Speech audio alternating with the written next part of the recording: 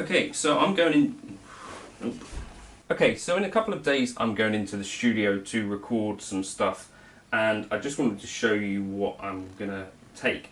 Now, none of this board is actually Velcro down. I think probably we're going to be experimenting with lots of different things potentially on the day.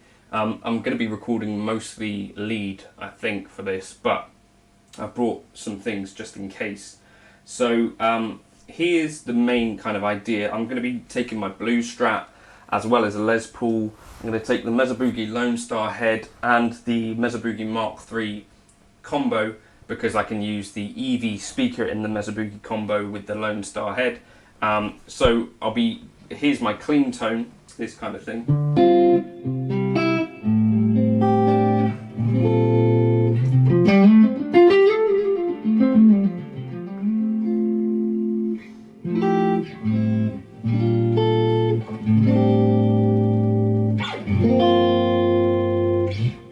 Right, anyway, so the kind of main thing that I think I'm going to take for drive tones is the Van Wilden Royal Overdrive. I mean, why have this if I'm never going to use it? Studio seems like a good place that I could use it. So this I've got set up kind of like the Dude, which I've also got as a spare up here. But this is kind of...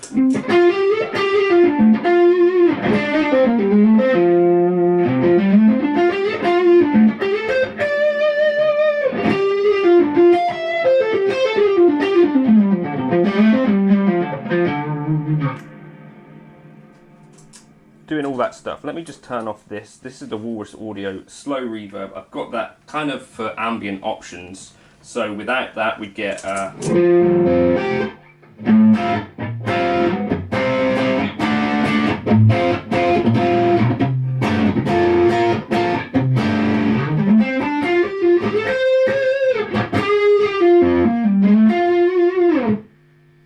you know, a big, thick, throaty kind of drive. And the other cool thing about it is you've got plenty of tweakability on there, which I think is going to be useful in a studio situation, because, you know, an engineer can just come over and say, right, I want to give you some more whatever, can you try this, or whatever happens.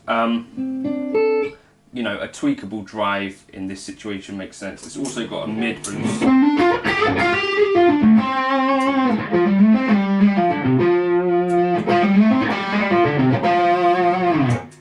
But that should be useful. I've also then brought the Roland Space Echo.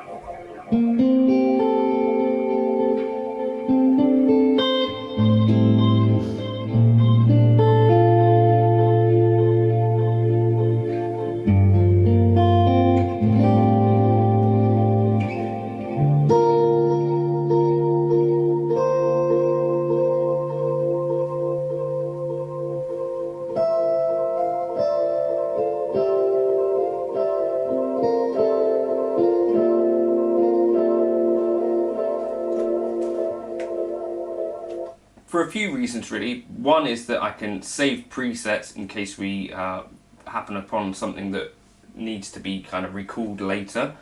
Then the other thing, you've got tap on there, and then the other thing is that in studio it looks, I think, familiar to someone who might be engineering, who is used to like the Space Echo, and yeah, so it's got that. If I do need a delay pedal, I think this one.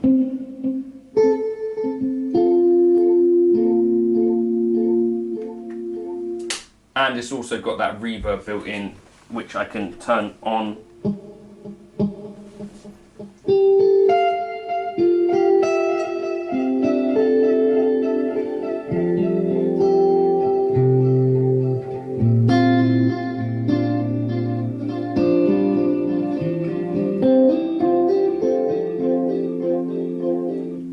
If I need it. But yeah, that should be useful. Then I also thought, let's bring this Walrus Audio Slow, which Leanna bought for me a few years ago. Because I'm going to be going into the front of the amp, I don't need to worry about it being a mono reverb. But this has some really nice options for ambient sort of tones.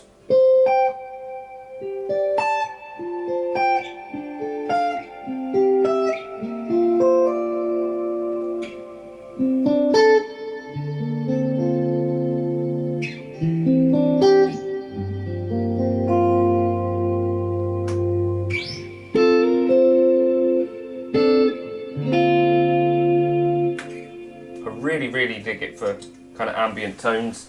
And I can, you know, set that mix a bit further back for something more subtle. It's just there as an option, really. Then the other things that I've got going on over here, we've got the Peak Cornish NG2.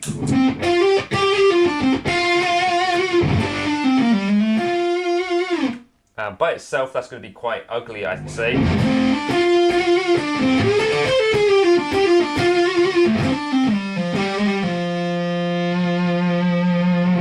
So what I will do probably is take the drive down on the Cornish Fuzz and run that into the Royal Overdrive.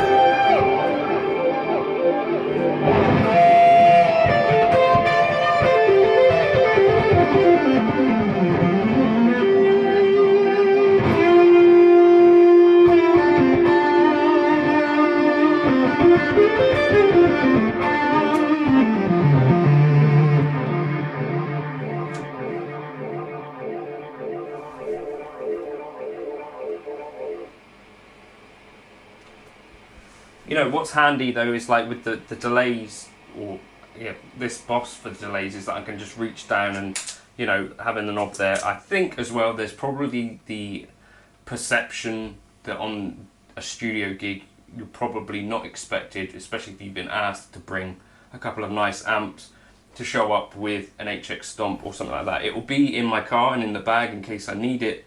And honestly, if I was trying to get tones that I was most comfortable with, that would be what I'd be taking. But I'm guessing for me that the assumption is that we're going into a studio to potentially record with some different tones than what I could get at home, right?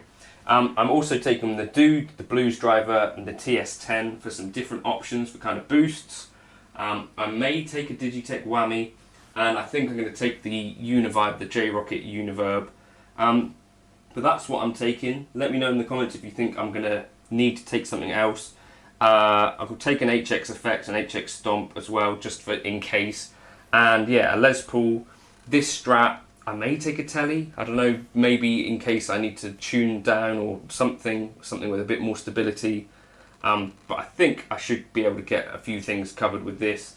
The other option I've got is the drive channel on the Lone Star, which sounds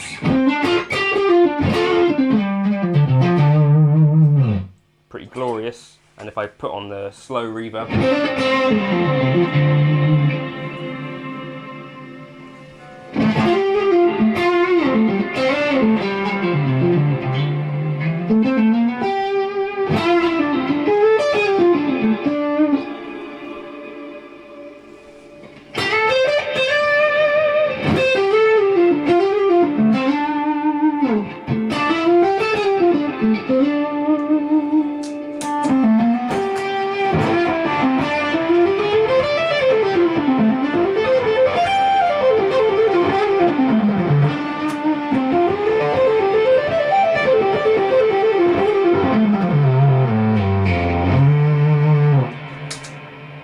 that with the fuzz there as well. I'm going to take a lead in case I want to plug into the loop of the amp, but presumably delays and reverbs, I'm expecting that we'll probably not be using them too much, because obviously, yeah, I would imagine they're going to want the flexibility of having the tones with or without delay, so that may go on in post anyway. I just wanted it there as an option. But yeah, that's what I'm taking with me. I think I've covered everything. Let me know if you've got any questions. Let me know if you've got any tips, if you've got plenty of experience in the studio. I haven't, to be candid with you. I did go and record at Real World Studios a couple of years back, and that was really fun. I think in this case it's a bit different because I'm not going to have to be switching presets live. We're just recording. We're not filming like a live set or anything. So yeah, I'm looking forward to it. Been practicing, so hopefully it shouldn't be a disaster. I'll give you a studio tour once I can and show you what's going on. Hopefully that'll be vaguely interesting, and I'll try and see if I can share some of it with you. I'll catch you in another video soon. I'm John Cordy. Cheers.